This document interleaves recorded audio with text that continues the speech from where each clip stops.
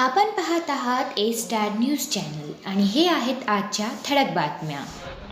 बाभळगाव शिवारात पोलिसांच्या कारवाईत 3,85,000चा मुद्देमाल जप्त. स्थानिक गुन्हे शाखेच्या पथकाने आज दिनांक 16 जून मंगळवार रोजी पहाटेच्या सुमारास उमरी रोडवर बाभळगाव शिवारामध्ये तिरट जुगाऱ्यावर छापा टाकला. या कारवाईत रोख रक्कम, दुचाकी, जुगाराचे साहित्य मिळून 3,85,190 रुपयांचा मुद्देमाल जप्त करण्यात आला. सदर प्रकरणी दैठणा पोलीस ठाण्यात गुन्हा दाखल करण्यात आला आहे. स्थानिक गुन्हे शाखेचे पोलीस निरीक्षक गजेंद्र सरोदे, पोलीस उपनिरीक्षक चंदनसिंग परिहार, पोलीस अंमलदार रविकुमार जाधव आगाशे यांचे पथक कॅम्पिंग ऑपरेशन दरम्यान दैठणा पोलीस ठाणे हद्दीत गस्त घालत होते. या पथकाला बाभळगाव शिवारात काही इसम मोबाईल लाईटच्या उजेडात तिरट जुगार खेळत बसले असल्याची माहिती मिळाली. या माहितीवरून पोलिसांनी सदर ठिकाणी छापा टाकला. या छाप्यात रोख रक्कम, दुचाकी आणि जुगाराचे साहित्य जप्त केले. या प्रकरणी अफसर खान पठाण, अशोक पारदे, सय्यद करीम, अमृत दळवे, पंथ यांच्या विरुद्ध दैठणा पोलीस ठाण्यात गुन्हा दाखल करण्यात आला आहे.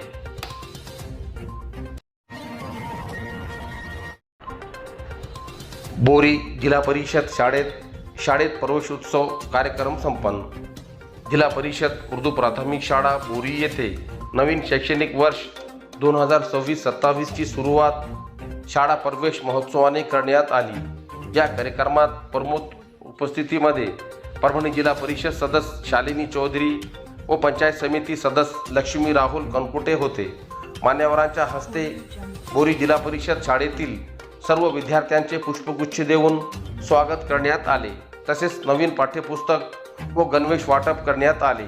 या कार्यक्रमात केंद्रप्रमुख मोहम्मद शफी, व्यवस्थापन समिती अध्यक्ष नासेर खान, उपाध्यक्ष शेख सिराज, शाळेच्या मुख्याध्यापिका नईमा खानम उपस्थित होते. प्रवेश महोत्सव कार्यक्रम यशस्वी करण्यासाठी शाळेतील शिक्षक, पालक, विद्यार्थी यांनी सहभाग घेतला. तौहीद खान हत्येतील आरोपीवर मोक्का लावून पीडित कुटुंबाला 25 लाखाची मदत देण्याची मागणी. बीड जिल्ह्यातील परडी येथील तौहीद खान यांची हत्या करणाऱ्या आरोपीवर मोक्का अंतर्गत कारवाई करावी व अत्यंत गरीब परिस्थितीत जीवन जगणाऱ्या तौहीद खान यांच्या परिवारास तत्काळ 25 लाख रुपयांची आर्थिक मदत देण्यात यावी व त्यांच्या परिवारातील एकास शासकीय नोकरीत सामावून घ्यावे अशी मागणी पाथरी शहरातील कुल जमाती तंजीम यांच्या वतीने उपजिल्हाधिकारी पाथरी यांच्यामार्फत राज्याचे मुख्यमंत्री देवेंद्र फडणवीस आणि जिल्हाधिकारी यांना निवेदनाद्वारे करण्यात आली.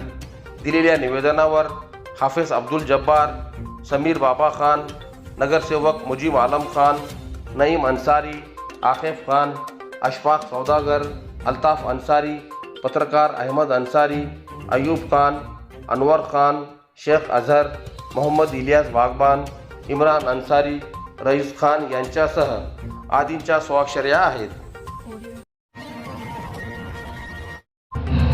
गीता परिवाराच्या लाठीकाठी व संरक्षण प्रशिक्षण शिबिराचा समारोप. परभणी येथील गीता परिवाराच्या वतीने त्रिशतक कृतीनिमित्त आयोजित करण्यात आलेल्या 7 दिवसीय निशुल्क लाठी काठी व संरक्षण प्रशिक्षण शिबिराचा समारोप आज दिनांक 16 जून मंगळवार रोजी करण्यात आला. परभणी शहरातील MIDC परिसरातील हॉलिडे फन पार्क येथे समारोप कार्यक्रमात प्रशिक्षणार्थींनी शिबिरादरम्यान आत्मसात केलेल्या विविध कौशल्यांचे प्रभावी प्रात्यक्षिक सादर केले.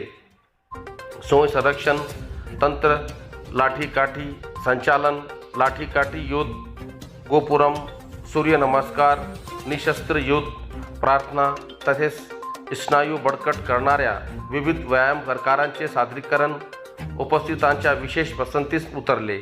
शिबिरासाठी जयसिंगपूर येथून विशेष प्रशिक्षक म्हणून श्रीधर, श्रीकृष्ण आणि समर्थन यांनी मार्गदर्शन केले. त्यांच्या समर्पित प्रशिक्षणामुळे सहभागी विद्यार्थ्यांमध्ये आत्मविश्वास, शिस्त, शारीरिक क्षमता आणि संरक्षणाविषयी जागरूकता निर्माण झाल्याचे दिसून आले. या शिबिरात सुमारे 150 विद्यार्थी महिला आणि युवकांनी सहभाग नोंदविला. शिबिराच्या माध्यमातून सहभागींच्या व्यक्तिमत्व विकासाबरोबरच शारीरिक व मानसिक सक्षमीकरणासाठी महत्त्वपूर्ण मार्गदर्शन मिळाले. कार्यक्रमाच्या अध्यक्षस्थानी गोविंद अजमेरा होते.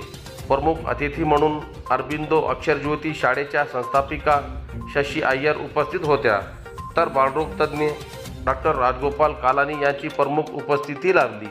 कार्यक्रम यशस्वी करण्यासाठी गीता परिवार, परभणी जिल्हाध्यक्ष मानधने, शहराध्यक्ष माधुरी सराफ, ज्योती चक्रवार, मनीषा जेठुरे, क्रांती हमदापूरकर, सुचेता कमटलवार, अर्चना सोमानी, अनुजा सोमानी, शैलजा कमटलवार, सुनीता मानधने, सविता अजमेरा, भारती महेंद्रकर, सुनीता लोया, अश्विनी वाकोडकर यांनी परिश्रम घेतले. भारतीय संस्कृती सर्वांचा सन्मान करायला शिकविते. पद्मनाथ महाराज व्यास. सृष्टीतील सर्व जीवात्मे समान आहेत एवढेच नव्हे तर प्रत्येकात भगवंताचे अस्तित्व आहे, त्यामुळे कोणाचा द्वेष करू नये. भारतीय संस्कृती जीवामात्रासह वृक्षवल्ली, पशुपक्षी, पर्यावरण सर्वांचा सन्मान करायला शिकविते, असे प्रतिपादन हरिभक्त पारायण पद्मनाथ व्यास महाराज यांनी केले. ते सेलू शहरातील साई नाट्यगृह येथील भक्तितीर्थ परिसरात श्री सोपानमाय प्रतिष्ठानच्या वतीने आयोजित भागवत कथेत भाविकांना आशीर्वादपर दिनांक 15 जून सोमवार रोजी तिसरे पुष्प घुमताना बोलत होते. ज्ञान मार्गाने परमशक्तीला जाणणे यातच जीवनाची कृतज्ञता आहे. तीर्थयात्रेला जाताना साधेपणा असावा, शृंगार पोशाख सात्विक विनयशील असावा. तीर्थयात्रा आणि तीर्थस्थानाचे पवित्र राखणे आपले कर्तव्य आहे. आपण शुद्ध मन वृत्तीने जीवन जगले पाहिजे. सद्विचाराने सकारात्मक ऊर्जा निर्माण होते, हे श्रीमद भागवत कथा सांगते. कथा श्रवणाचे जीवनाचे सार्थक होते, असेही पद्मनाथ महाराज व्यास बोलताना म्हणाले. कथेच्या प्रारंभी सच्चिदानंद डाखोरे यांनी भजन गायले.